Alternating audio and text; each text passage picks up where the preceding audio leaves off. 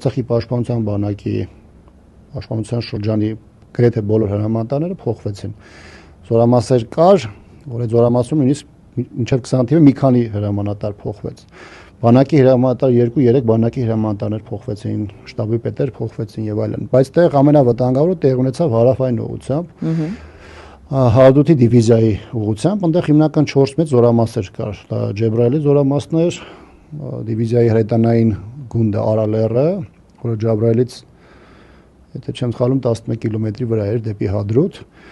Հադրութի զորամասը եւ Ֆիզուլու զորամասը զրահատանկային։ Հիմա տեսեք, Ջաբրայելի հրամանատարը պատերազմից մոտավորապես մի տարի առաջ փոխվեց, մի տարի եւ 2 ամիս։ Հադրութի հրամանատարը պատերազմից 4 ամիս առաջ փոխվեց։ Ֆիզուլու հրամանատարը, եթե չեմ սխալվում, 2-3 ամիս առաջ պատերազմից փոխվեց եւ Արալերի հրամանատարը պատերազմից 20 օր առաջ էր փոխվել։